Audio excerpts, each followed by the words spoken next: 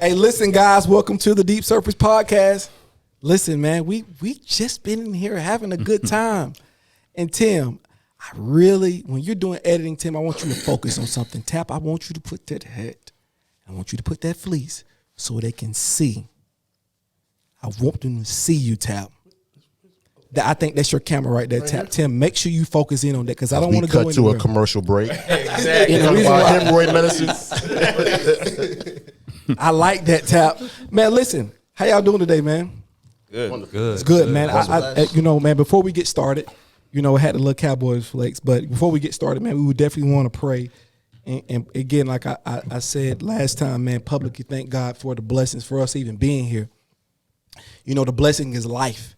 Just being able to breathe and walk amongst your brothers and sisters, and I think we can always bow our heads to pray in that vein. So Brother Keegan, Sharp Keegan, Always Sharp Keegan. Thank you. K. Gerard. Yes, K. sir. Gerard.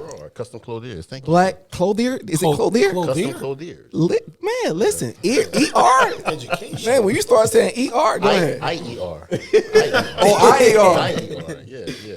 Let's bow our heads, though, fellas. Absolutely. Father God, we come to you as humble servants with grateful hearts. Thank you for this wonderful opportunity. We pray our fellowship gives you glory and gives you honor and gives you praise, Father God. For us in Christ, and we pray. Amen. Amen. Hey, listen, Mark, how you doing today, buddy? Super, brother. It's good to see you with us again. Good to be seen. Hey, listen, you were talking about how much you love the Cowboys when we was talking outside. Yes, he was. I love to hate the Cowboys. Absolutely. Listen, we won't spend too much time on sports, but I do want to talk about, man, the football season, as we stated last time, has been miraculous. The game's been great. The competitive nature.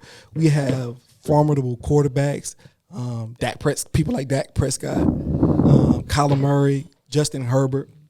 It's just been the level of play, Tap, has been elite. Keegan, it's been something to behold, and I think again, kind of what we talked about last time, us kind of getting back to a normalcy and getting back to what we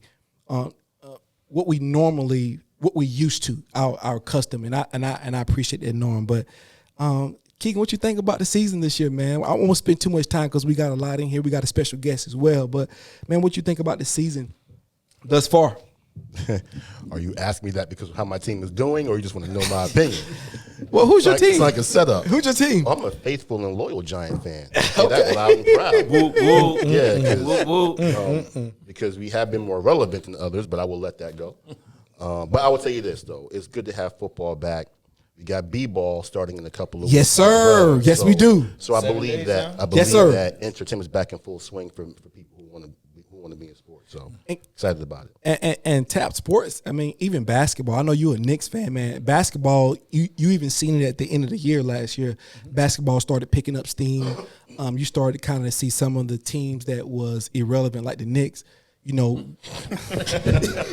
is your brother. This is your brother. Just like a Cowboy fan. Now listen, you got one. I can't give you everything, man. I can't give you everything.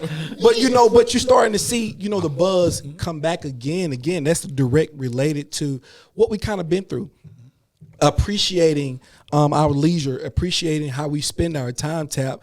What has been your experience, Tap? Just back in, because let me say this, men, people don't realize how serious, ladies, women, you don't understand. Sports is not a hobby for men; it's a peace for him.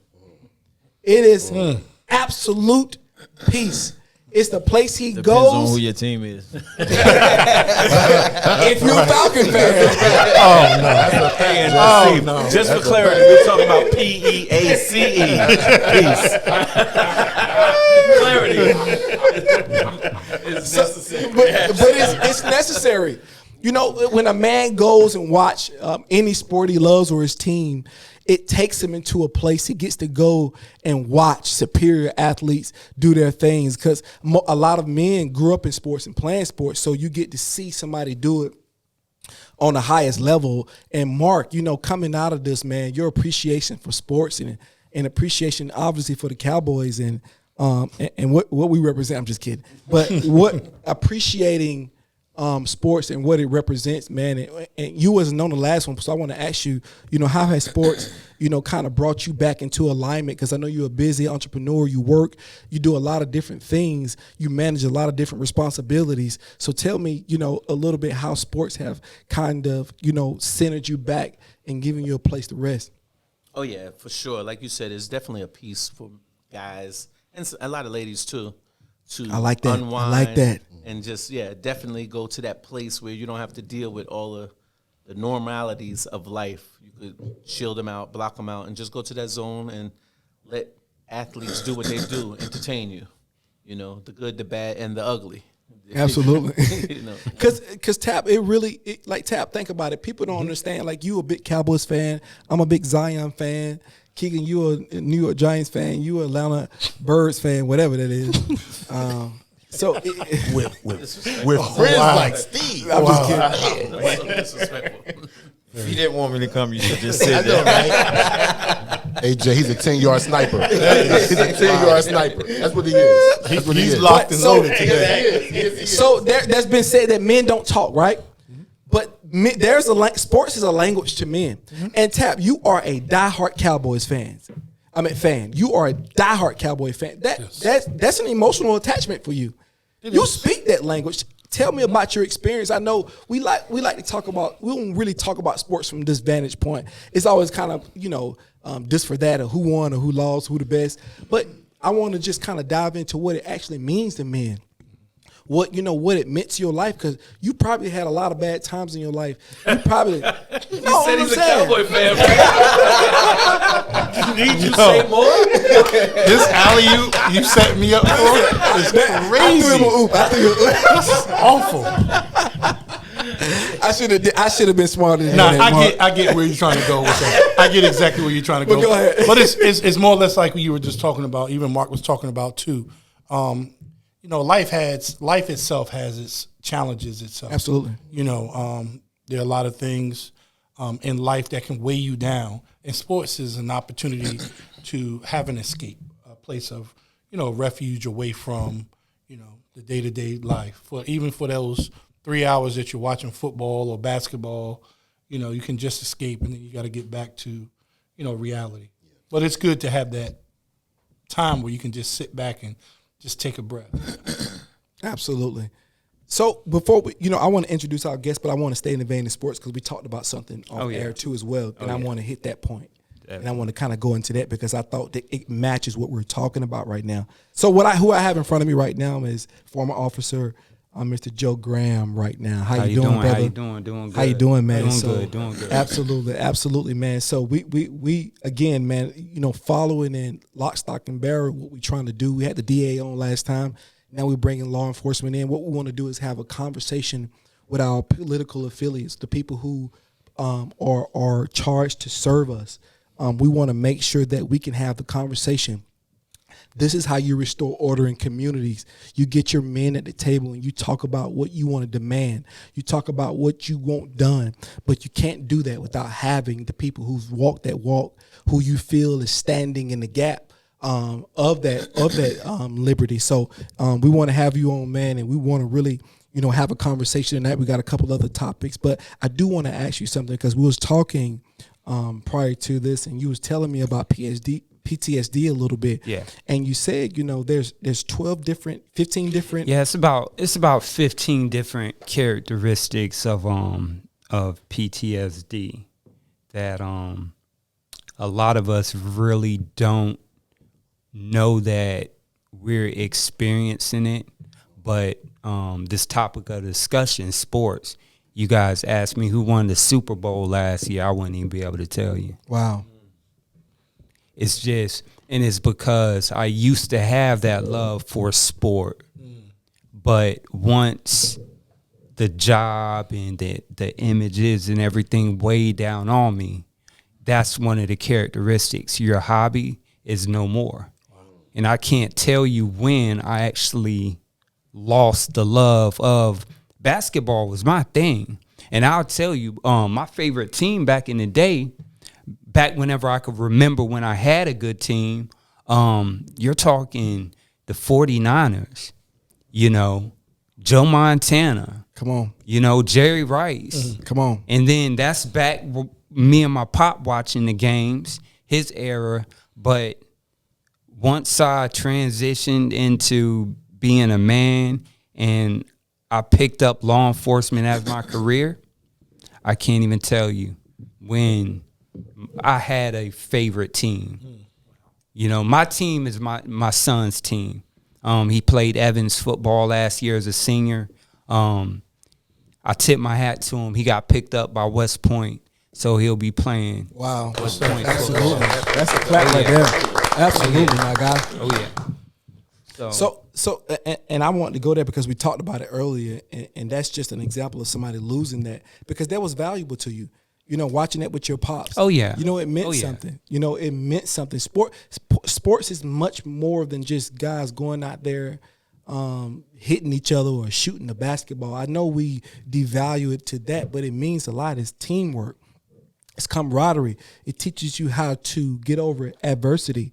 You know, you know, when you're rooting for your team, you feel like you making the decisions, you screaming in the TV, and that means something. And it's this, and then sports provides for a lot of men that ounce of peace that we don't get from the world, which goes hand in hand with the conversation we have tonight. But I want to stay in the vein of sports for a second. There was a particular incident that happened, I think last week, with John Gruden, and guy sent some emails.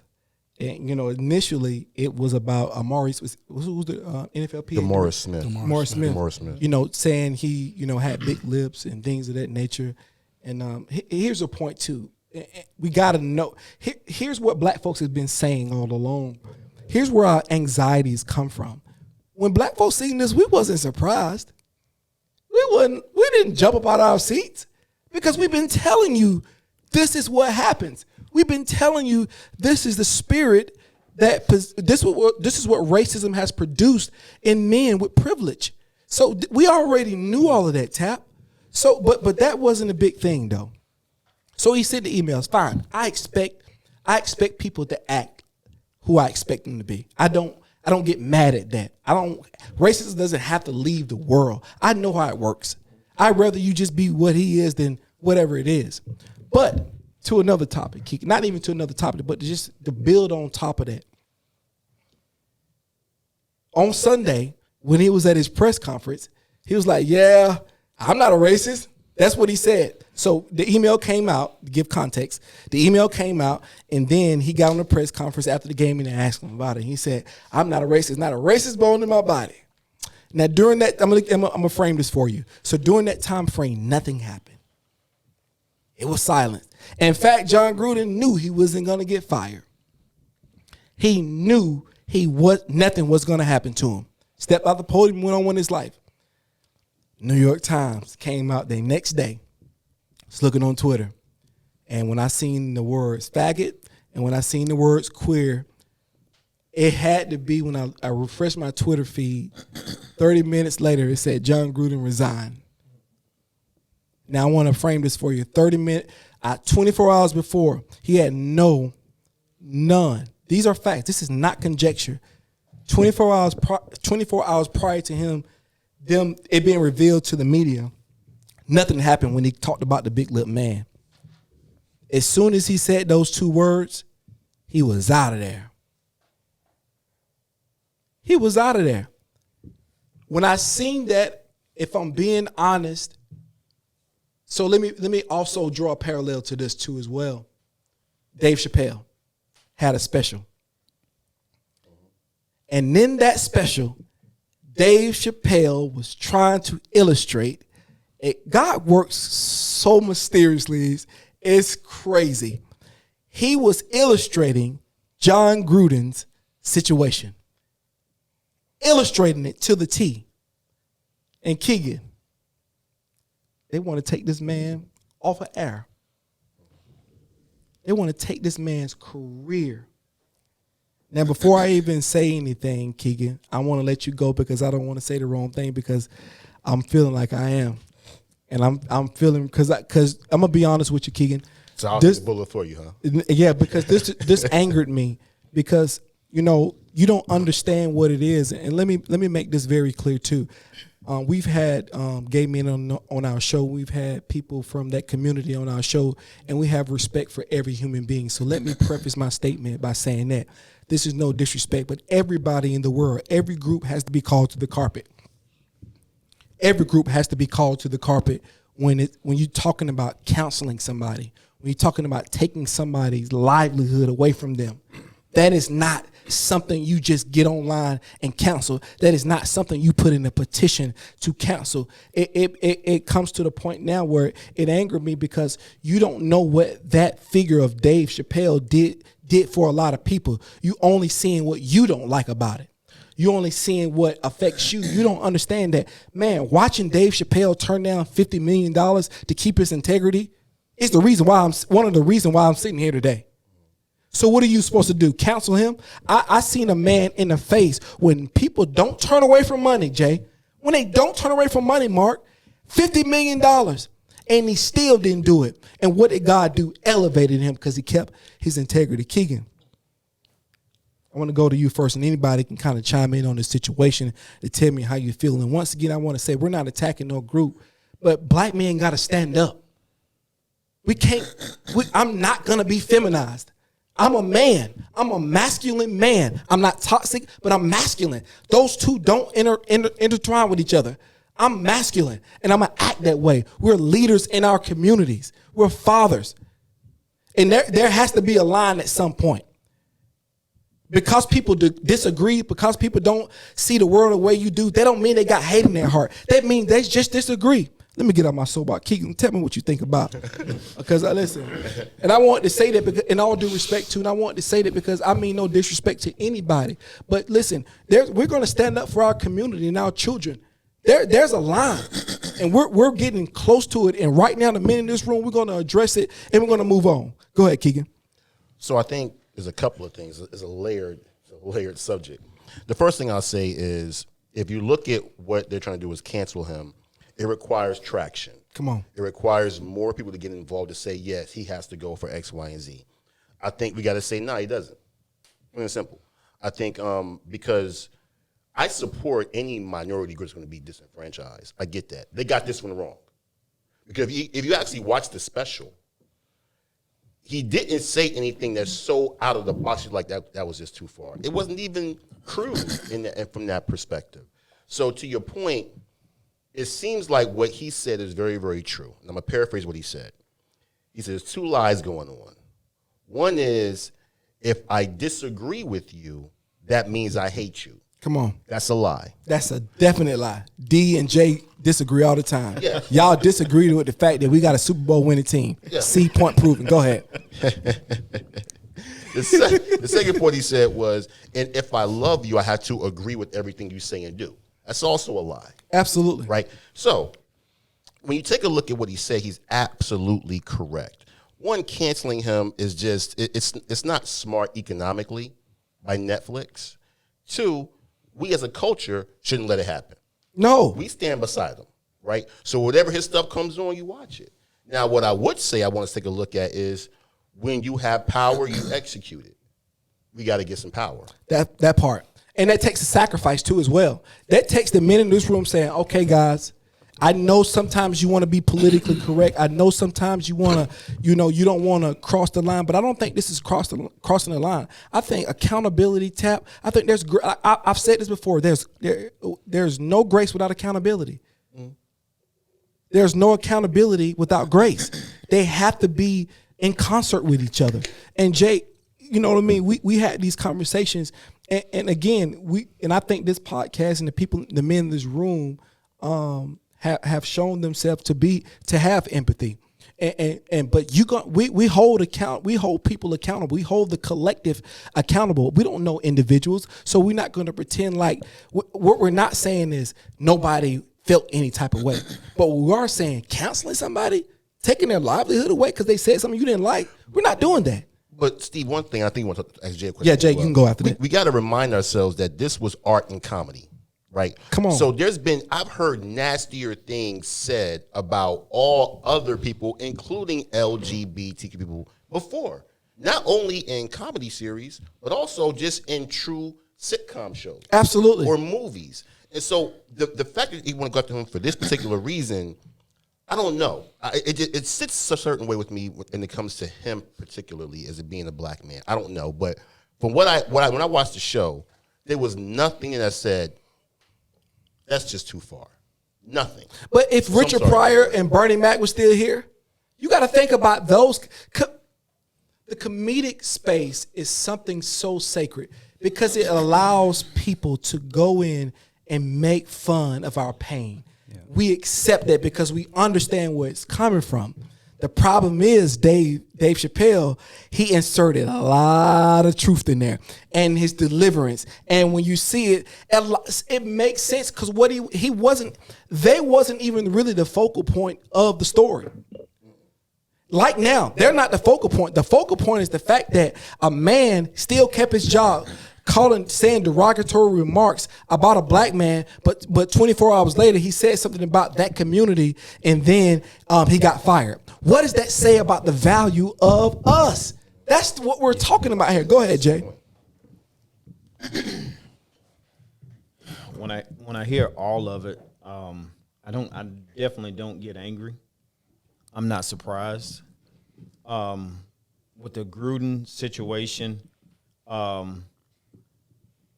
there's a lot more to it. I won't get into any of that, but I'll say that absolutely, we have the power to do certain things. You say that we're men and we're not going to be feminized. The majority of the players in the NFL are black. Absolutely. If you want something done, somebody has to take a stand. Somebody has to stop and say, no, you know what?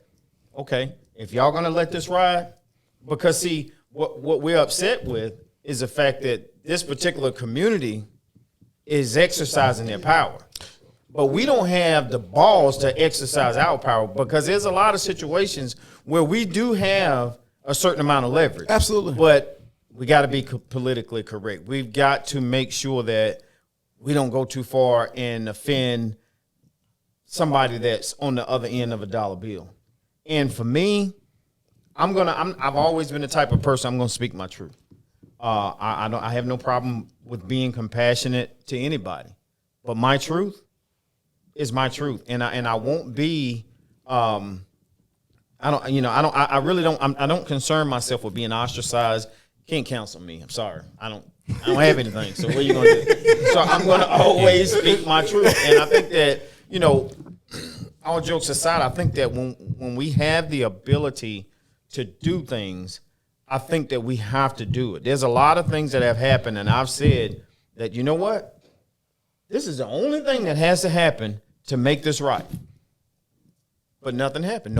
We had the power. We had the leverage. It was the same thing, hip-hop artists. Everybody wanted to cancel them. All of these shows, they pulled them off the show. All it took was 2 or 3 of the top headliners of these shows pull back. Okay, y'all want to pull this man off? He is one of the top selling artists out right now. Number one streaming artist. I'm not showing up. Problem solved. And Jay, you hit on the point, man. I want to, and let's dive a little deeper, man. When you're talking about somebody tapping, I'm going to go to you and Mark too, and I'm going to go to you. Amen. See, I told you. You're good. I said before the show, wasn't I honest, Joe? I said, thank you for your grace, Amy. I appreciate that. Thank I will butcher names. Clearly, you will. I told you. Listen, listen, Tap. I didn't lie about it, my guy. No, you did. Transparency is everything. Transparency is everything. You know every cowboy name, though. Why are you throwing shots? I didn't listen. I didn't even bring up LeBron. I didn't even say anything. We almost made it through one podcast. One more, yeah. He's consistent, though. I give him that. He's consistent.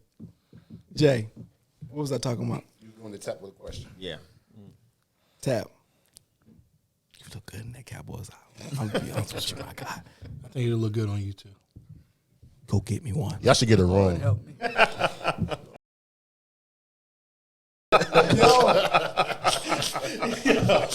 You are bugging. We definitely about to get canceled. Yo, we definitely canceled. Officially the last episode. This is it. Hey, cut this shit out. Too. You gotta cut this shit out. That was not K. Gerard. That was a voice behind him. Yo, you bugging. Hey, I'm not even fucking joking. But check this out though. But so after he cut the part out, and keep that part in though. but let me dive a little bit deeper, Tap. You know, when you talk about counseling somebody, when you talk about people don't really understand the weight. People have children. You don't know how hard it is for people to provide for their families, to be present in their families' lives. Everybody in this earth makes mistakes. And everybody can think the way they want to think, as hurtful as that may be. I am totally and completely comfortable with racists. I am fine with them. When they start impeding my progress, then I just take the necessary steps. But I know they exist, and I know they'll always exist. I didn't want to counsel Donald Trump because Donald Trump just revealed things. That's all he did. He revealed what was already there. That's all he was. He was, Tap, I know you're a Trump guy, so I'm not wanting to offend you. I'm just kidding. I ain't gonna talk about Joe either. I ain't gonna go there either with Joe, but we gonna jump off that. But Tap, counseling somebody, man, it really affects their livelihood, man, and just in that vein alone. And it's not negating anybody's feelings and how they feel, because everybody get these jokes in life. Everybody get it. If you grew up in the hood, Jay, if you grew up anywhere with black folk, you got them jokes. You got it tough. But tell me, just elaborate a little bit on that, man. Just what the impact is on different families when you put that upon somebody. I would just say, at some point in time, we have to be sick and tired of being sick and tired, because we do that a lot. We get upset a lot at a lot of different things we are upset at. And the bottom line, why the ABC community can do whatever they do and why they can join together. The what? The letter crew. Whatever. I'm not even going to butcher that. Like you butchered Amy's name. The alphabet boys. Listen, ABC crew. Listen. I said that. I was going to let him ride, but you bring it up. I was going to let him ride with it. That'll do what he did. Yeah. Listen, I'm not even going to get caught up in that. But no, at the end of the day, is they know how to galvanize together. They know how to form together. They know how to put their resources together. I admire that. Once again, this is black people being upset, just like we was upset with George Floyd, just like we was upset with any other atrocities to black people. That's why we're mad at presidents that don't do anything for black people, because they don't have to. We don't demand anything out of Tap. You preaching right now. We don't stick together for anything in terms of galvanizing together where we can put our money and our resources or boycott something. We don't do any of those things. But we are the first, woe was me community that always, we pity us. They shouldn't have did this to us. That's not right. We love victimhood. We was cool. We was victimhood. We was cool, and we didn't even think of anything. When we heard Gruden, just like he said that first day, said that about DeMaurice Smith, we was like, oh, okay, he's not a racist, not a racist bone in his body. Okay, moving on. If he hadn't said that, nothing about the other community, we wouldn't even be here having this conversation. You'd be coaching Sunday. It'd be an afterthought. Yeah. Because we don't put any pressure on any people for doing anything to black people. And I'm gonna go to you, Jay, and I want to go to Mark too for this question. But Jay, you can make your comment. But Mark, see, okay. You talk about the pressure, but let's just keep building upon that. How do we build? What does that look like schematically? How do we put that together? Because I think that was high level what Tap was talking about. How do we break that down, Mark? Well, before I go into how we break it down, I just want to amplify one point, because all three of them made great points about the ABC. See, you like that. It's catchy now. It's catchy. You're going to get caught up. It's easy as 1, 2, 3. ABC. You got it. But what I want to amplify and highlight is that when he referenced the word faggot and queer, he said it about the NFL commissioner. He did. Roger Goodell. Mm.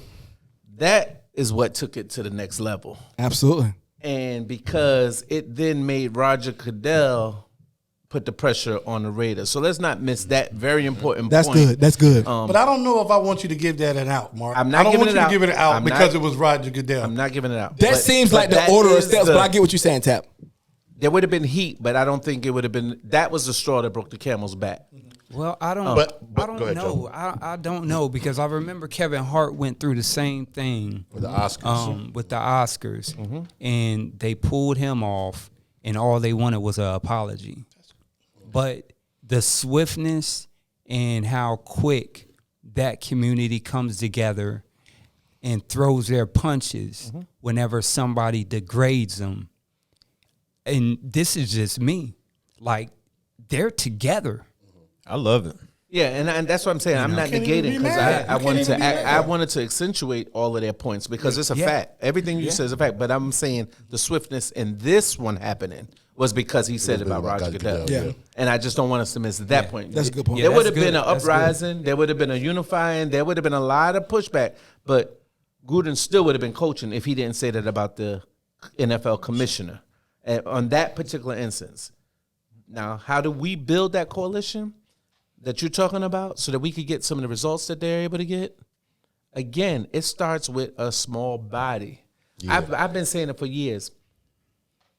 The way we make impact, the way they make impact, the uprising that they're doing against Dave Chappelle is at Netflix. They're threatening to cancel Netflix. All of their ABC community Membership. LGBT. Let's address them properly so that we can respect them, so not making jokes about them. You know, the LGBT community is threatening Netflix to cancel their subscriptions. So whether it be 1,000 of them, 10,000, 100,000, whatever that number looks like, that's hitting Netflix pocket. It is. Yeah.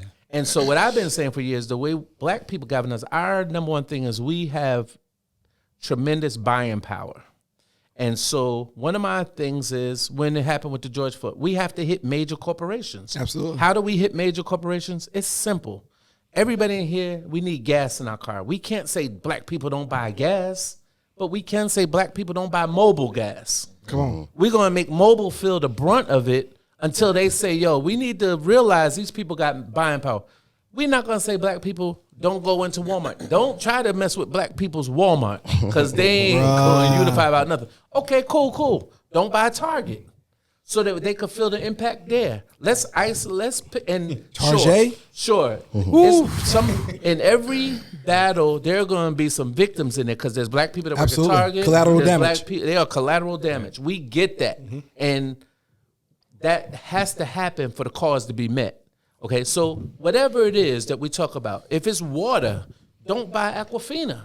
Let's let them feel black people's buying power. I'm not saying don't buy any water because that's unrealistic. Let's be targeted in, we always talk about black Twitter. Let's go on black Twitter and target what we are going to do so that at the end of the month, those companies could say, dog, we lost $110 million because the black community had canceled us. Because then guess what? Next time we got something to say, they're going to listen to us. They have to. Yeah, that's good. That's good, Mark. I think it was like probably a year and a half, 2 years ago. Killer Mike went on social media and he called for a lot of hip hop guys and black people in general started Bank Black. They even started their own Yep. bank. They got or one. whatever. Yep. The fintech company. Yep. And so a lot of these guys, it was amazing to me how many of these millionaires had never had a bank account before. It's the craziest thing I ever heard of. Wow. And so a lot of them start moving their money to these black banks. I even bought in, like, that was the first time I ever, put part of my money into a black bank account. Not 90 days later, might have even been as short as 60 days. Wells Fargo came around and they didn't say for underprivileged people. They didn't say for poor people. They said, we're going to allocate this amount of money for black mortgages and for the people who are making noise at this point in time. It was one of the first times ever in my lifetime that I've seen something that simple create a wave. And again, it was on a small scale. I think they put in like $60 million or something like that. That doesn't seem like a lot but it's something. You know what I mean? it's a Somebody move. been, and it had our name on it. I heard it said one time, well, it's not going to, I heard somebody say one of the podcasts, it's not going to say for black. Why not? It says for everybody else. Mm-hmm. You know what I'm saying? And I'm that adamant about it. Like, I'm tired of getting mad. I read something one day that said that we're not tired yet. I absolutely believe that. We ain't tired yet. Because we keep letting it happen. We're not, when you're tired, it's not going to happen anymore. I'm ready, and not to cut you off, but I've said this to a few of my friends or whatever, constituents. When y'all ready to fight, call me, because I've been ready for the last 10 years. And until then, don't talk to me about fighting. You definitely want to smoke, Jay. I'm just being honest. Aiming, right? Yeah, for sure. I want to go to you because you're younger. I want to ask you a question before we kind of go to our... I'm actually chiming in on what the topic is currently going on. Oh yeah, I want to ask you about that too because you're younger too as well. For sure. And I know it's a kind of a different perspective. Sure. You kind of grew up in that culture, right? And a lot of older people don't understand that culture. A lot of men, especially some of the men in the room, I'm not gonna say they're mature, they're a little bit older, but they grew up in a different generation. A little thicker skin. I'm gonna be honest with you. Right. Didn't have things handed to them. They understood how to take some, but I want to say this too before we move on to the LGBTQ community. We got the utmost respect for who you are and you galvanize, and we respect that. So this conversation isn't about you. This conversation is about black men. That's what it's about. It's about black men. I don't care what your sex. We're not leading with sexuality. We're talking about just black men in particular. We're talking about black men getting respected. At the highest level, getting respected like any other minority group. What's the reason why we don't deserve that respect? Why shouldn't he been fired? And I don't want to get emotional about it because it's been happening to us, but I just want to highlight that parallel to show you what he was actually talking about. And what is your view on cancel culture? And what, from your vantage point, from the people you see, what is your view on cancel culture? So when it comes to cancel culture, for me, it feels like it's always targeted towards our own, right? So whenever somebody is canceled or somebody is attacked, it is more times than not, targeted towards our own, right? But it's up to us to galvanize and come together and stick up for ourselves, right? So when we were talking on... we were speaking on essentially like, coming together. I feel like the two things that it comes down to is discipline and sacrifice. That's good. Right? Discipline and sacrifice. So we're not willing to sacrifice enough to make true change. We settle for the crumbs often times than not, and we're not disciplined enough to keep fighting, right? So if you guys may not know, but I'm actually from Sudan originally. Born there, raised in the States. About 3-4 years ago, there was an uproar due to our current president at the time. And the people hit the streets, and they hit it hard. Months. Wow. No food, no water, no electricity. It didn't matter. They hit the streets. I did too. I went to Washington, D.C. I protested. I went to Greensboro, North Carolina. I protested. And they fought and they fought and they fought until something happened. What happened? He was overthrown. He's been sent to the ICC, the International Crimes Court. Wow. Right? But the problem is we don't have that discipline here because we have those distractions. We have those responsibilities. In Sudan, they don't have much to lose. We don't have much to lose over there. Why? Because we don't have adequate resources. We don't have those jobs. We don't have that fancy car. We don't have that clean water all the time, that housing. They don't have much to lose. So they're going to fight to the end. People are being robbed, killed, raped, men and women, because it's not just for pleasure. It's for the mental aspect of it. It's to get into your brain. It's to demonize you, right? So that you feel a certain way after it's over, right? So I feel like when it comes to cancel culture, it's always targeted towards us for the most part. I'm not going to say always, but primarily it's targeted towards our own. And, of course it's unfair, but that's the structure of what we're built on. there's a theory. It's called CRT, critical race theory, right? It's the intersection between race and inequalities of people that are non-white. Absolutely. Everything we're talking about is tied to that. Everything we're talking about, whether it's inequalities in America, whether it's sports, whether it's John Gruden, whether it's Dave Chappelle, everything we're talking about is tying into it. But the thing is, what are we going to do about it? Are we going to settle for the crumbs, or are we going to go for the whole thing? That's good. Listen, if I had a clap button, man, if Tim would hit that clap, but he won't hit it though. but man, beautiful, man. We're praying for your people as well. I appreciate that. And to, even in that vein, man, people, we don't understand how blessed we are over here. We don't understand we're fatted calves, bro. We've gotten comfortable. You know, those people was fighting for just the basic necessities of life. What we get upset over if we lose a 6-pack. Oh man, I ain't get it. We waste food at a high rate. Like you rarely see an American eat all of their food. To-go boxes is a thing. It's a real thing. It's become a pleasure, a luxury for us, and we don't realize. So, you know, kudos to your people, man, and beautiful soliloquy. We love what you're saying. You're young. Keep going, keep fighting, man, and keep giving us. I think that's going to help somebody as well. Perspective is real, Mark. Absolutely. But I want to go into our topic with Mr. Joe. You know, we brought you here, man, because this is a real serious topic. We've talked about it, Tap and Keegan, in a lot of our meetings. We even had a couple of cops one time in a meeting. The trust between the civilian and the cop is absolutely unequivocally severed. There is no relationship. The black civilian. The black civilian. Right. Oh yeah. Yeah, I only wear black. but you know, the black man in particular. But the relationship is. I can tell you right now personally, I ain't even committing no crime, but when they get behind me, it's different. Oh yeah. And if I say that if I didn't have any fear, I would be lying, even as a law-abiding citizen. Because black men, sometimes when it comes to the police officers, we live with what I call an assumed reality. It's not happened.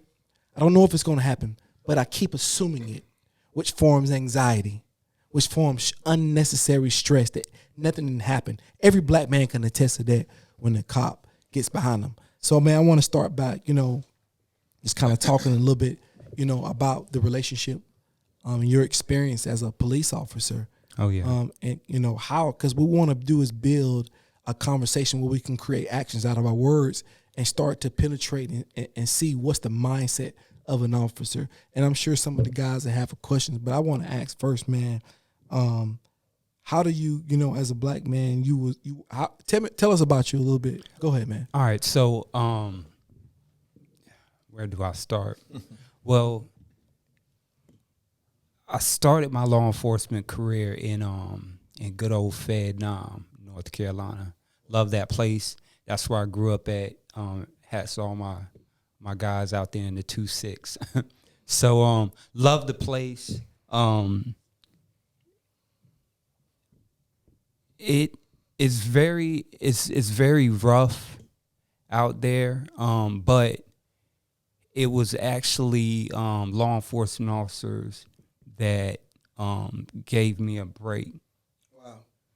And once I got out of I got my GED out of Fayetteville Tech, got kicked out of high school, the whole nine. So I wasn't cut from a perfect, clean piece of cloth. You know, pretty much had probably same backgrounds as everybody else. I just had that chance to where these officers, they gave me another chance. Absolutely. And I'll say they don't look like us in the room. That's the first thing that I will throw out there. You know, they were white cops that looked out for me. So, which was odd to me because I hated I hated the police. Really? Growing up, yeah, man, it was embedded in me, and I didn't know why. It was like, see a cop run. Absolutely. You know, it's kind of weird now that I think about it, and I don't know where I learned it from. But it's, walking in a group, we see the cops, we run. So fast forward to I had a son, and the streets don't got no 401k. Couldn't get a real job around there in Fayetteville. So a buddy of mine was like, "Hey, why don't you be a DO with the sheriff's office?" And I was like, I'm gonna try that. So I got the job, and I was surprised. I was like, "Man, I passed the background check," So I got the job, and that same officer that looked out for me, he was bringing somebody in, and this dude broke down in tears. And he was like, "Yo, I thought you were dead." Wow. Like, that was a so for real moment. And like, I'm getting goosebumps now thinking about it. But the dude thought I was gone like everybody else. So at that point in time, I was like, you know what? I'm going to make sure that I work my way out of the jail to be in a position to help other young black men. And I did that, I started working in the schools, helping them. I mean, just any way I could help, buying them lunches. A lot of the stuff that we see in the schools is just because the kids are hungry. I mean, something as small as food, man. So I played that position for probably about 2 years, and they pulled me up. Well, I ended up putting in for our full-time SWAT team, and I loved it. It was exciting, but at the same time, I still went and checked on my boys at the school. So it was like the SWAT team on like CBS. Is it like that in real life? Nah, man. That question, like that's it's kind of like that, but it's fake. It's a little bit more than what we see on TV. Gotcha. But I love the position. Worked my way up. Had the opportunity to work a couple of presidential details in the sniper position. I'm certified sniper. Did that. Certified hard hat diver. Dry suit diver. I dove for bodies and evidence. You name it, I probably did it. So it's one of them things where I'm doing well, right? But it's this straddle the fence feeling that you will never get rid of, because your neighborhoods that you grew up in, they shunned you because now you work for the man. You feel me? So you was in a precarious predicament. Oh yeah, all the time. Listen. And I think that's the vein in what we trying to. There is, like I see a cop. You're a cop, black or white. I feel like you're gonna treat me the same exact way. You got that badge on, so you bleed blue, not black. And I think you probably that was, a little bit probably what you went through. Big problem. So pretty much everybody I grew up with, the majority of the folks, they cut me off. And it's because I was cop now. And then on the other side of the fence, it's like, well, you know what? You're doing good, but why don't you go out here and find this person right here on this manhunt, and we'll talk about that promotion. Move your cheese. You know what I'm saying? So it's like, oh, I'm doing the work. I'm guys that you're looking for with the connections that I have, because see, it takes a wolf to find a wolf. Right? So that's essentially what it was. It was like, yeah, you know what? we're gonna let you in, but so far. And that's just with the places that some of the places that I've been at in the halls that I walk through. So I just want the public to understand that it's like your minority officers, they get it the hardest because they'll never fit in on either side anymore. I mean, literally, it's done. And at the end of the day, we're just doing our job. You know? Let me ask you this. As far as the crime rate throughout the whole United States, show of hands, how many of you guys think that white people commit across the line, all crimes? How many people think that white people commit more crimes than blacks? I think so. All right. Now, you're right. The only two crimes that we're leading across the United States is robbery and murder. Pretty big crimes. You see what I'm saying? Yeah, them pretty Robbery big though. and murder. And you could go to various, and that's going all the way from 1980 up until now.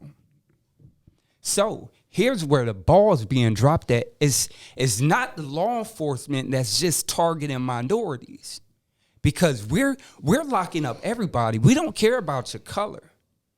Everybody is, if I won't say it like that, we're locking up everybody, but Yeah, at the end of the day, there's some agencies where they're all about numbers.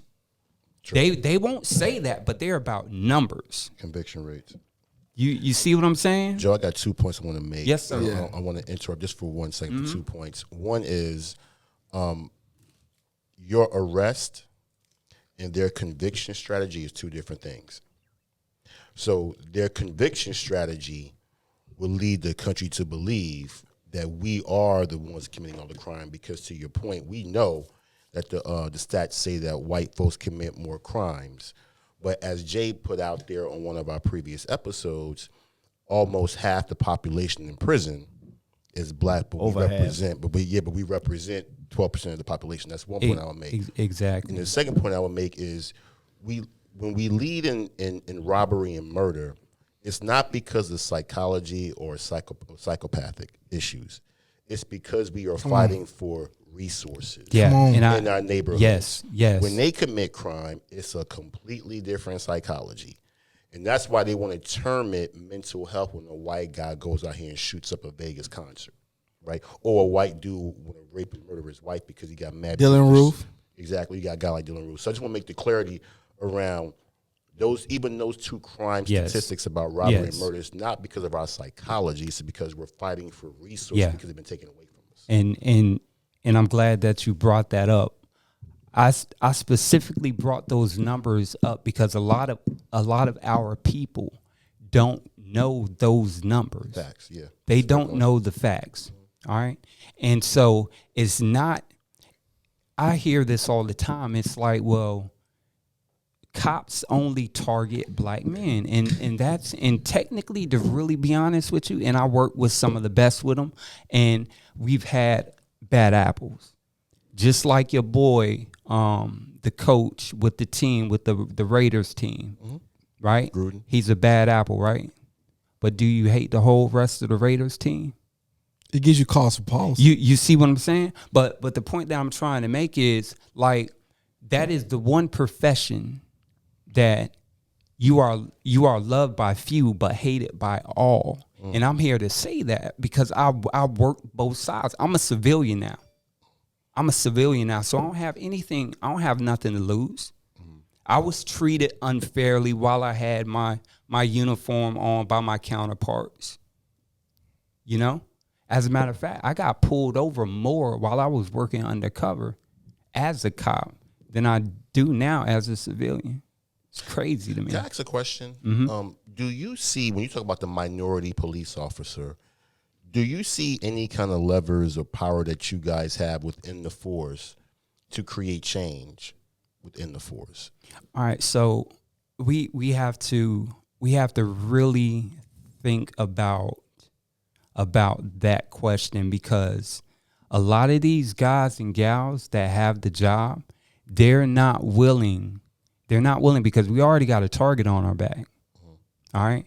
But they're not willing to get together like that and try to pretty much start some mass movement within the department. Now, they have little sections, and then they'll say, you know what we'll do is, if you guys want to go to this community event, and like they got a bunch of programs. They do. They have a bunch of programs, but it's deeper than that. I don't know if you guys really paid attention to this, but across the United States, there's more minority sheriffs. There's more minority chiefs that's getting put in place. All right. So it's coming up from the higher ups and rolling back down. So they're like, you know what? Let's appoint one of their own folks and let them deal with it. They're not fixing the problem, because what they're expecting is, all right, you know what? We'll send them to go handle their own people, but it ain't working. That's the wrong way to fix it.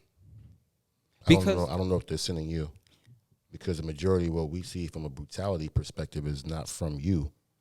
Yeah, it's from white cops. And you're absolutely right. And the thing about it is, so I had the opportunity to be in the training section. So I did a lot of law enforcement training, trained some guys on SWAT teams and stuff like that. And it's the lack of training. It's the lack of training. So if you get people that have never, and literally, you get these guys, these young Caucasian males or females, right? And literally, you ask them, have you ever even been in a fight? Have you been punched in your face? Any altercation like that as a juvenile or as an adult, they'll tell you, a large majority of them will be like, nah, I never had any type of contact of aggression like that. And so you take that and you give them the power of arrest, all right, and a gun. And then you throw them out here to the wolves. The first thing that they're going to rely on is that gun that you put on their hip. You really didn't prepare them at all. It should be more of training, like contact, like expose them to whatever environment or element that you're going to put them into. Because, prime example, before we even started, how everybody was in here talking about the game and everything and their football teams and stuff like that, from the outside looking in to somebody white or other, they might have thought that there was some type of aggression going on, that a fight was going to start because of the elevation of voices, right? So when they get that call to come and respond to a loud group, them dudes could have just been talking about football. But as soon as they get out of the car and they hear the tempers and the loud voices, and they're like, oh, you know what? It's about to go down. They're already tensed up, ready to do something crazy. That's wild. Can I say something? I get that and I respect it. But I hate to say this, but I hear that excuse all the time. And I get it. I don't think it's an excuse coming from you, but we're 56 years post apartheid. Jim Crow. Don't you think that at this point, that's nothing more than an excuse? Because you have to, and I'll give you a chance, because you have to look at it from both perspectives, right?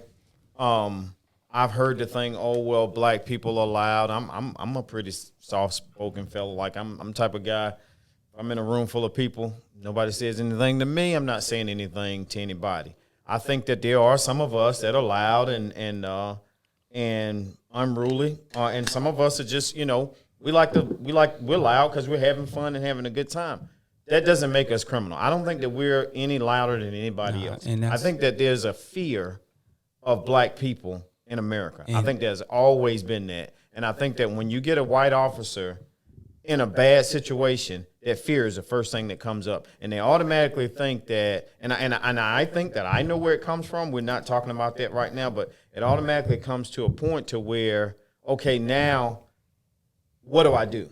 Because you're automatically looking at me as your adversary, not just somebody that, you know, even if I committed a crime, it doesn't mean that I'm a threat to your life. You get what I'm saying? So many times, and I'm not even going down, you know, with all the brutality and all that, but so many times, like, you know, one of the statistics that you gave may be true, but I will say that I know a thing or two about statistics, and I know that the conviction rate for our people, even though we don't commit the most crimes, we are convicted. It's higher. A hell of a lot more than they are. And so let me go ahead and spin this thing back around. All right.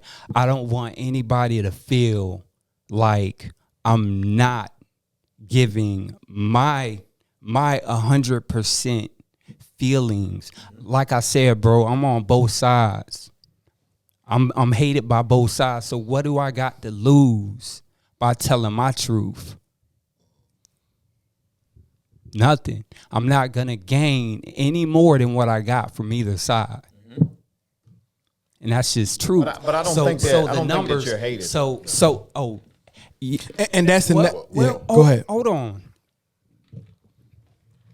So more harm will be done to me, and this is just due to a lot of the death threats that I've received in my career, but more harm will be done to me quicker and faster because I'm a minority, because I'm a traitor, as what they told me, versus a white cop. They said if they touch him, they'll put him under the jail. But if they do something to me, they'll just hit him up with whatever, a light charge. How do you think that make me feel, bro? You know, I once heard it said that, you know, black cops are not any more self-disciplined or anything like that. They're not any smarter than white cops, but black cops don't kill white men or white women at the same rate because they know white folks won't tolerate it. And I think that in our community, we're used to it. We've gotten so used to it, and we've gotten so used to being mistreated as a whole that when it comes to law enforcement, it's an expectation. You know what I mean? We don't. I've never had a good encounter on the side of the road. I've been pulled over and all my shit pulled out of my car, and when I told them 10 times over I didn't have anything, and tell me to, all right, we're done. So and that goes back to what I was saying with me and you, right? Whenever we were talking. So we as a people have to understand the law, right? And so let me ask you this. All of those encounters were traffic infractions, right? It was something a violation on the road, correct? Per their explanation, yeah. That's what was said, right? Mm-hmm. Well, due to a traffic infraction, unless they have probable cause, they cannot ask you to exit your vehicle or anything, period. But unless they create the probable cause. You can't just create probable cause because see I'm just giving you so they said that I'm fidgety. That's not probable cause. What they call it, body cam or whatever. So they can't say, oh well, he was acting suspicious. No, see, that's not PC though. It's not correct, but I'm telling you what happened. I'm just telling you truth. Mm-hmm. I'm telling you what you can and what you could do about that. All right. So anything that's traffic related, if that officer does not see any drugs, alcohol, gun, or anything dangerous in that car that is going to hinder him from safely doing his whatever ticket, he can't ask you to exit or ask you to search your vehicle. He can't do it. Go ahead, Mark. Could he say that they smelled marijuana Or alcohol. and use that as or part of alcohol. Now they can. I'm not saying that they can't do that, but in a time that happens, all right, we collectively as a group, you have to make noise because see, here's the thing: every traffic stop that an officer has is documented, especially body camera now, and on his computer. All right. Now, if you are getting a influx in complaints, and you always say the PC that I had is I smell marijuana, but after the fact you clear that call with a verbal warning, if there's a whole bunch of those, his supervisor could look at that and pull that, right? And see a paper trail. But unless we start complaining about it, it will never be uncovered. So I got a point, but go ahead, Mark. Yeah, and see, It's good. first of all, I want to say to you, I think you're the exception rather than the rule. It's good. Because I was watching you even before the cameras went on and everything. You are very mild-tempered. You're not arrogant. I don't know. I've never met you before tonight. Never seen you. I could have given you 10 other occupations before I would have said you was a police officer, if I had to guess. So out the gate, I would say you're the exception versus the rule. But then following that up is what you are telling us is textbook stuff. That's not our reality, brother. It's just not. And this is not going to be no tackling you because you're different. I could already see you're a different kind of guy. But when you start talking about PC and to explain to the supervisor, we don't have no trust in that system. We know that 9 times out of 10, the supervisor is somebody that goes to the bar with this guy. And we know that when we take it to them, it's going to be buried like anything and everything else. So what Jay is talking about, when we on the side of the road, we thinking survival. We thinking to get home to our families, period. And I totally understand. I'm in the same boat too, bro. I got you. I feel you. But I think if you're in our boat, which you are as a civilian, you could easily say to them, I'm ex-police officer. And it changes the dynamic immediately. It doesn't. Well, okay, from our perception, from a civilian that's never been in that system, it would seem like some type of professional courtesy would go into the mix at that time, or at least knowing that they don't know who your superiors were, that you could pick up the phone and make a phone call. We don't have that luxury. Our number one goal is getting home, getting past that situation to get home to our families. So then, you think we thinking about going to file reports? I filed reports on officers before, sure. Have I heard back from them? No. Will I hear from them? Absolutely not. Because it's just not our reality. Our reality is survival so that we don't become a hashtag. Oh, yeah. And I totally understand, too. And I've actually been pulled over, like I said, while I was undercover, had the radio, showed him my badge, showed him my radio. You know what he told me? He said, you probably stole it. So You- to that you- point, you that's feel what, me? that's Go what, right that's there. what, That's that's our exactly what point. we're saying. So even with that, and my stance has still never changed. I'm gonna continue to file my complaints and do my due diligence with that. Because let's take it a step back further to our first conversation, right? With the LGBT community, or they don't stop. Yeah. They don't stop. So they continue to press and press and press and press. Although it falls on deaf ears, they continue to do it. We got to continue to do it because what we're doing is we're making an excuse not to. But like Keegan was asking you, I think what he was asking you is what kind of systems are internally in place to kind of, am I right, Keegan? Yeah, because let me speak on that for a second. And so like that blue wall of silence, we know is there. So again, I really, really honestly feel that everything you're saying is coming from your heart and it's coming from what you believe and feel. But how many more are like you versus the quote unquote? That's it. That's it. There's a lot. There's a lot that's out there that feel exactly the way I feel. But just like I said before, I don't have nothing to lose. So what they have to lose is, all right, one, the superiors are not backing us up. Because it's just one time that we mess up and we become a liability to the PD, we're gone. We are gone. So we already... Respectively, I can't agree with that because I've seen cops kill black people and they get their job back after the trial a year later. Well, so I could give you names. I mean, it's just that's not our reality that we live in. So here's, and I don't want to call out any names, and I think that we could respect that. Of course. You know? Sure.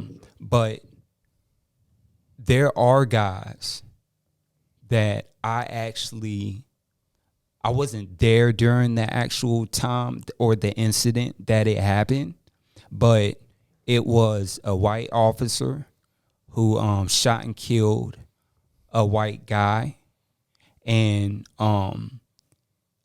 it you know, it hit the news and all of that. Of course, it would, you know, local news. SBI comes, rules it a good shoot, you know, and they go back out on the road, right? Well, literally a week later, some of the same individuals got into another shooting and killed a guy, right? White guy, right? Hit the news and everything, but there was no buzz. And the media has something to do with it too, as well. So they demonize. I'm not saying that there aren't any bad apples and that there's not any bad shoots, because there are. It's just they will air it every single hour for 3 weeks on that shoot, and they will, you know. But whenever there's a drive-by shooting and a little 5-year-old girl gets killed, and it's like they won't air that, but they'll air this. It's like we got to make the playing fields easy. Everything is important. That 5-year-old girl's death is important, and those two, regardless of what color they are, their lives are important too. So, and I think that we need to start looking at it as a whole and really start pushing the fact that all lives matter, whether it's black, white, Hispanic, Latino, or whatever. And we're not going to take it from anybody that's just going to try to cancel us out. Yeah. Well, that's true. And that's the last thing I'm going to say about this. That most of what you said is accurate. The difference is officers are hired to protect and serve. That's different. And they are getting paid by taxpayers' money. The drive-by is a non-law-abiding citizen criminal. And so we can't compare those two things as being the same. They are starkly different because you guys are licensed to carry weapons, deadly force. Absolutely. And so I just don't want that. And I'll say again, you know, and I know we get enamored with and all the stuff that happened in the organization of but Black Lives Matter, and I think that's what we're talking about here. I get, it's incumbent upon us, and we understand that all lives matter. It's not lost on me that everybody's lives matter, but in this particular situation, what we're talking about is the relationship between cops and black men and police brutality. That's a real thing. And I think black men, and like the conversation we've been having for a long time, we don't feel like we matter. We don't feel like we're important to the society. We don't feel like, that's what I'm saying, like in our situation. And there's no, and I understand what you're saying, but it was all lives always has to be included in our situation. Like when it comes to everybody else's situation, it's just the Asian hate bill. It's no Asian, but black people, no, it's just the Asian hate bill. Get that passed.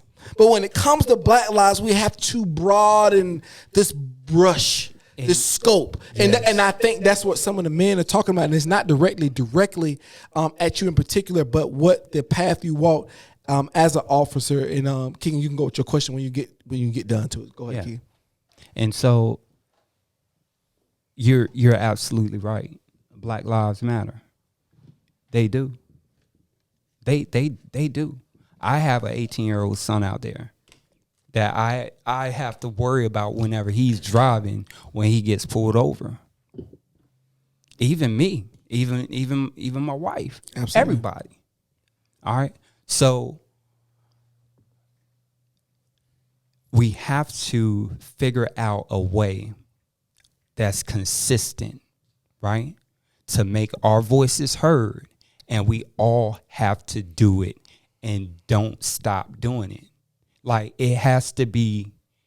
Prime example, earlier today, somebody was like, hey, like, if we cancel and say, hey, we're not going to shop at the Shell station, like, we all have to do it. We can't get sick and tired of not doing it, but we got to continue to push until change happens. And that's where a lot of organizations inside of the PD and outside as civilians, because the PDs put stuff in place, they have to. They have community relation type stuff, right? And it's giving them an excuse to not have these programs whenever people don't show up. All right? Like, literally. Like, don't give them, or don't give anybody, ammunition to say, hey, we're not going to funnel this money to this community watch program or reaching young black men to try to bridge that gap because nobody shows up. You know, get out there, and they have the money. I looked it up.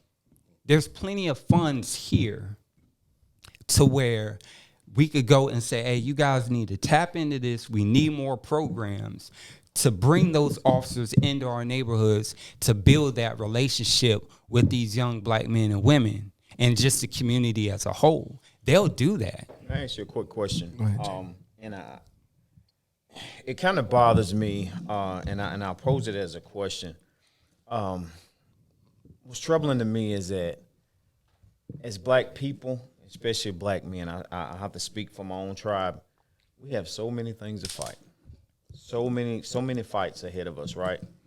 And when it comes down to something as simple as law enforcement, why is it up to us to fix something? Come on. That is supposed to be, it was ordained to be a certain way. What's the now, mantle? we won't even get back into the origin of policing or whatnot, but it bothers me for people to say that, okay, well, we have to be, and we have to negotiate this change. We're not the problem. But Jay, to your own question, you have to go back to the origin.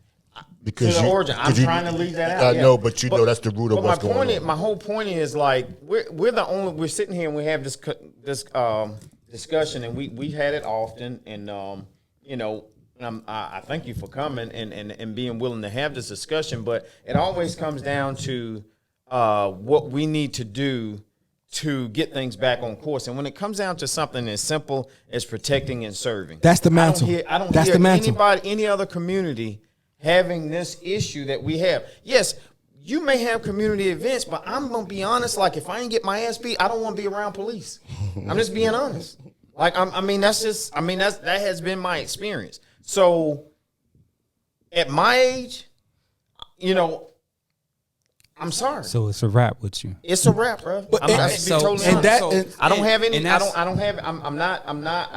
hate for you. I understand that you have a job to do, but I got one too.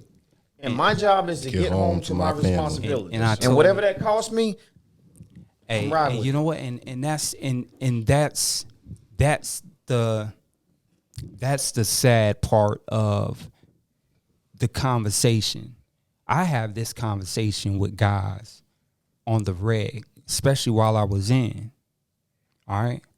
So it wasn't my counterparts that pushed me to get out of LEO. They had a little bit to do with it, but a lot had to do with the community, because that's a lot of pressure on. I can't change the whole PD.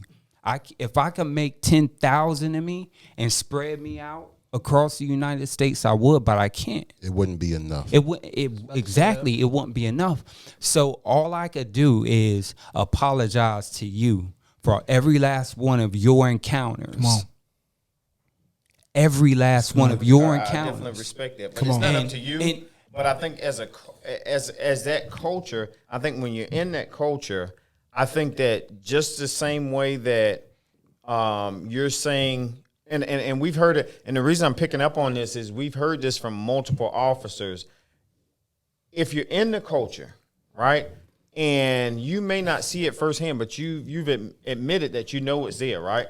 So at that point, I think that just as I should advocate for my community, you should advocate for yours as well. Because when you're there, you can call bullshit when it's in the room. You know what I mean? When it's and get to a point to where the call of action is from the people who are hired to protect and serve. They need to be accountable. They need to be held accountable by each other and by the laws that they govern us by. And we don't always see that. And I want to say this too as well. Like, that's the value prop of the police of a police department. Protect and serve. That's their value proposition exactly. to us. That's the oath. Protect and serve. I'm only holding you to the standard of your mantra. I'm not asking you to do anything that you didn't say. On your car, it says protect and serve. And again, we're not talking directly to you. We're talking about the apparatus in its whole. Yeah. And we're talking about that. Go ahead. And I'm just trying to wrap my brain around it. I only been out for actually my certification goes voided out next month. So technically I got 365 days to find another PD to work for. I'm not working for another PD. All right. So it's like now my gears are turning. So what can I do to change the culture? Because it takes an idea to change a nation. You see what I'm saying? Absolutely. So now, although you're saying that like it's done, I want more dialogue with you to let me know what can I do to make sure that I could reach other kids that haven't reached your point yet. Because that's when we could really start to change it. Because if I could go and I could pull some of my counterparts that still wear the badge and let them mingle with the kids and the women and the elderly. Like, bro, I used to go out on calls and change elderly people's batteries in their clocks, in their smoke detectors. Ain't nobody doing that. Nobody doing that. But the thing about it is we need people in those positions, right, to be more embedded in the community to bridge that gap. Hey, Joe, I got a couple of points I want to make. So, do you still have contacts who work on the force, correct? Man, I got contacts everywhere across the United States. So, the one thing I pride myself on, I'm in the room and I'm around people who are smarter than me in many things, so I don't mind learning something. I want to give you something. Because you made a comment that Jay called an excuse that I think that is a little bit of a philosophy in law enforcement that gives you guys a way out. When an officer says that they look at black men, they see they're kind of loud, it gives them pause, makes them look at them suspicious. I've been around white people throughout my entire career. Hold on. Yeah, and hold on, Joe. Hold on. Yeah, go ahead. They are loud. Especially when they get alcohol, but they're loud. They're loud. And so it's not that they're not used to it. They're used to it. But they've been taught by their parents and their grandparents that we are someone inferior and that we are criminals and rapists. So to Jay's point, you got to go back to the origin story, birth of a nation. You got to go back to why cops were even formed to begin with. We was never the audience for protect and serve. It was for white people's property. See, that's the part right there. That's the deep surface right there. We have to be honest about that particular fact. That's it right there. You want to ignore it, but that's why you were created, right? So that's been the philosophy and the training since the beginning of your origin story. Not you, but police officers. So it's embedded through every captain, every officer, every lieutenant, every trainee. So when you get on the force, we are looked at in one way, target, plain and simple. So for me, that's why I say we can make 10,000 Joes. It's not enough. So for me, the solution is, in Mecklenburg County, the police chief reports to who? City manager, not the mayor. Come on. City manager is appointed and hired by who? Keep going. City council. Come on. So if we don't like what we see, we get the city manager out of there by putting pressure on the council. Because I'm just going to be honest. Police officers and their programs got a 0 credit score with me. How many men in this Plain room and trust the simple. police officers? Plain and simple. And I'll keep going with that point if I need to. But my point is, we have to go attack, just like the LGBTQ did. We go and attack where the actual problem can be changed, because your organization, you're not a part of it, I'm not attacking you, but the police department will not change. They're built a certain way for a certain purpose by a certain apparatus. They're not going to change. We have to go attack where that actual change can start. And that is starting with, and I love what Jay and Tap talk about this, is having a financial base to put pressure on not only profit entities, but also on campaigns politically to say, if you can't handle this, police chief and the city manager, you can even vote out of the office. That's where it's going to start, because you're not you, but you're not going to change, no matter what program you put in place, because you was not built for that. Well, And I want to ask you a question too before we, before we get going too as well. But let me, and everybody can kind of elaborate this. We can do a round table. If you want to have a question for them, everybody can ask a question. But have you ever witnessed police brutality in your line of work? And what was your response to it if you had? Police brutality. How do you define that? Let me ask you that question first. One, I would never sit and watch anything like that go down. Period. Not on my watch. Not on my watch. All right. So no, I haven't firsthand witnessed it. And I think that people, other officers, the bad apples that are doing it, they know the people that they can get away with doing that around. So no. Is there a bias in a bias in the police department about black men? Is there direct? Have you ever felt that?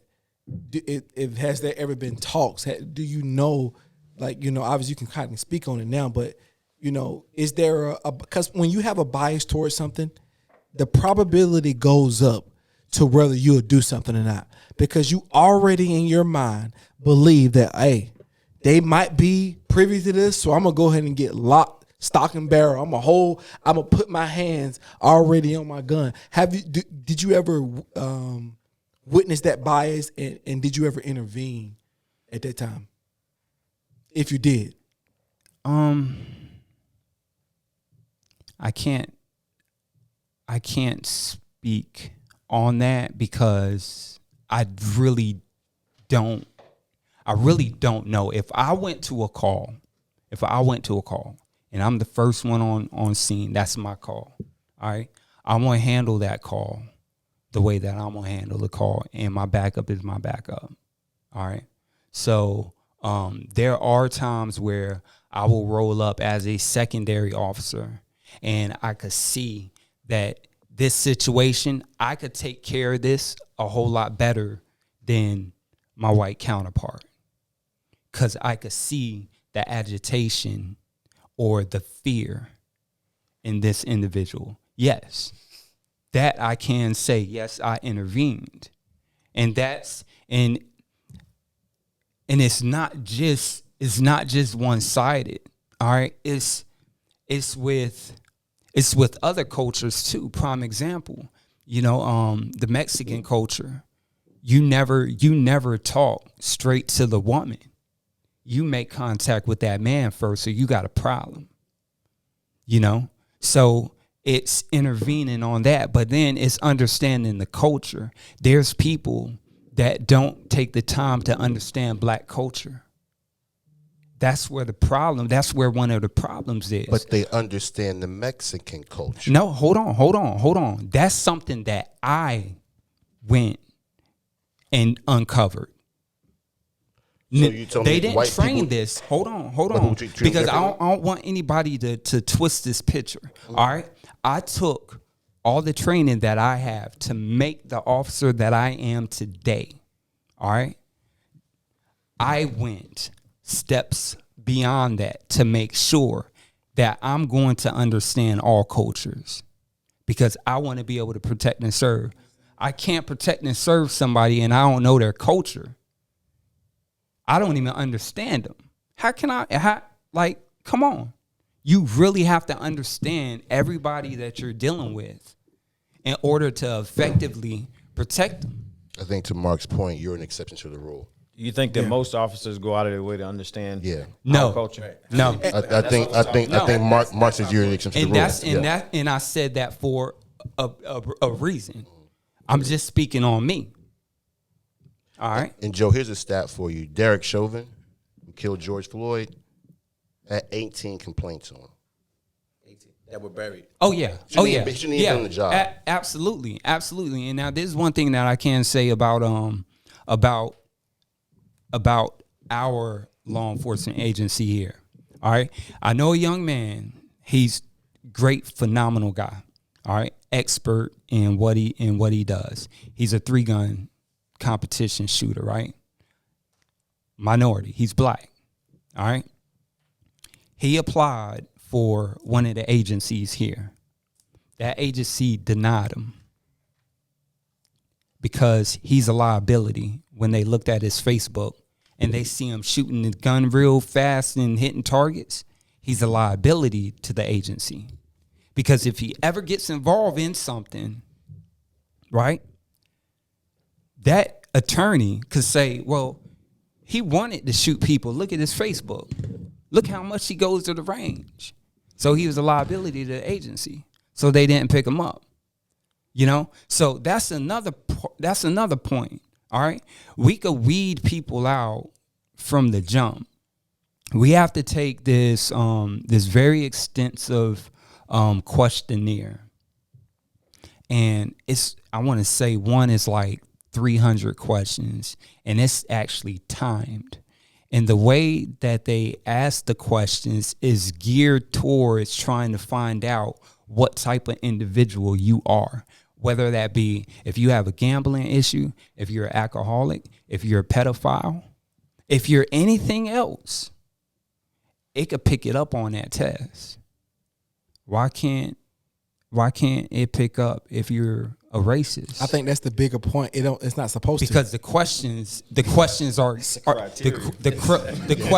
aren't geared towards it. But at the end of the day, just like you said, we got to start with the top and start making those requests, because I think that's probably the first time you guys ever heard of that, right? During the hiring, that questionnaire for the hiring process that we have to go through. And it takes somebody that has taken, I think I took probably about 4 of those. It takes somebody that has taken the test to identify, like, hey, man, like, you could pick out everything else, throw some questions in there about racism. And I think it would be unbecoming of them to shoot their own self in the foot. Nah, but I also believe you have gamblers and pedophiles in the force too. No question. So the questionnaire, while I hear it, while it's there, I don't think it's doing the necessary job to keep those kind of people off the force as well. Right? Well, I think people know how to take tests, but you know, they do, but it's a step though. It's something else in the system, and that's what I'm saying. Everything that I won't say everything, because you guys been very open about some of the ideas that I had. All right. But at the end of the day, man, we could go back and forth, but we ain't making no difference if we don't find some common ground to push and say, hey, you guys need to change this. Whether it works or not, change it. Because here's one thing, like I said from the very beginning, man, we have to stick together and be a moving force in a unit. Like with the LGBT community, all right, this cancel culture. Name something that they actually pulled the plug on and somebody really lost money. Nothing. They threat. Well, nothing, because people respond. Just the threat. People respond. Just the threat alone. So they're scared of that. You're hitting their pocket. And all they're doing is just threatening. So the point is, man, like, they don't believe us. They don't believe us because we'll hoot and holler for a little while, and then it's like, oh, you know what? We'll give it some thought, but they'll forget about it sooner or later. No, we got to continue to fight. But with all due respect, we gotta burned continue. shit down. We tore up stuff. We marched. We prayed. We've done all of that, but it continues to fall on deaf ears. All right, so let me ask you this: what do we do then? So as a law enforcement officer, what if I went and if you tell me to go pick up my badge right now and go in and swear into an agency tomorrow, right? That's a good question. What do you want me to go to my superiors? That's and a good question. I got a couple of points. First of all, hold on. Before we go there, because we'll end out. That's a good question. And I want I want you to jump in. I want everybody. I want a round table this. Can we do that before we end? Yeah. Tim, we got enough battery. It's shaky. How long we got, Tim? Are you gonna? So everybody keep it. You know how they do in church. You got 2 minutes. You got 2 minutes. But I want everybody to, because that's the solution. That's real. If you swore in today, the question you asked, what would you have him to do? Tap, I'm going to start with you and go around the room. I don't think that there's anything that he can do personally. I think it's not an individual cop thing. Collectively. I think it's a systematic thing. Come on. And it doesn't start at that level. It does not start at that level at all. It's our elected officers who we put in position to, and the rules that are made to make these rules. I definitely wouldn't put it on an individual officer because it's bigger. Like, he can be a great person. I believe he is a great person. Absolutely. But I don't hold him. The problem that I know you said you felt like you had a lot of hate from your community, right? Because it's not an individual hate. It's more of a systematic hate. You're part of that organization. That's a great clarity. You know what I mean? You're part of America's that organization. Although you may go into that organization with pure intentions of infecting change, your brothers and sisters are looking at the fact that if I get pulled over, I might get roughed up. I might not even make it home to our family. So, and more times than not, these officers that are doing that to these people are not getting convicted. So it's bigger than, it's off of you. So that lets me know judges or juries convict people. So it's already at another level than just the officer itself. It's on you. So overall, I believe that it's deeper than everything. I think it's something deeper, which is up here, right? So it takes a mental shift in order for you to change. You have to change within yourself in order to change your community, with your friends, with your family, and so on and so forth, right? Not per se with us, but with people that are in power, police officers, DAs, attorneys, whomever, right? So in order for you to want to understand, you have to take that mental shift. You got to take it upon yourself. I want to understand these people. I want to make a change. I want to do different. I don't want to abuse these people. But like you were saying earlier, it's embedded in them, grandparents, parents, whomever. It's already instilled in their brains. So all they think is, all right, they come with aggression, or it may not even be aggression. I'm going to react in a certain way, right? So it's deeper than, education. It's deeper than standing up to make the change. It's, are you willing to make that mental shift to be able to want to even help people that aren't affecting you at all? Cognitive dissonance. Exactly. You meet that idea that you wasn't not expecting and you have to shift. That's cognitive dissonance. So, Mark, go ahead, my guy. Joe, I don't know what your economic situation is or your plans are. I don't know if you're retired. I don't know if you're financially independent or what that might look like for you. But what I do know is that some of the best defense attorneys are former prosecutors. The way you can make difference is become a community liaison. Fight for the people that you feel are being disenfranchised. You already know the rules. You already know who's breaking the rules. You know what they're supposed to be. Come on. If you decide that you really want to inflict change, start fighting for the people that are getting pulled over without PC. Start speaking up for them. Put together a committee that could go to these people and hold them accountable. Hold their feet to fire. You know what they're supposed to do, what they're not supposed to do. You are able to follow up what's supposed to be done by a department. What sergeants are burying some of them reports, making them disappear. You have all of the structure in place to hold people accountable so that change becomes. That's good. That's a good idea. You had a birthday too. He's not a Cowboy fan either. You're so- I'm gonna be honest. He's with not you. a Cowboy fan either. Go ahead, Jay. You got 2 minutes. Then I was Keegan. gonna say pretty much kind of what the same thing Mark said. If you were to be sworn in today, I challenge you to be a leader. So many officers go in and they just follow status quo, even though you just go with the flow. You just blending in. You want it. It's a job. You go in there. You go in with the intention of protecting and serving, but you come out with something different because you've been infected. Anytime you're around something long enough, you're going to become infected with it.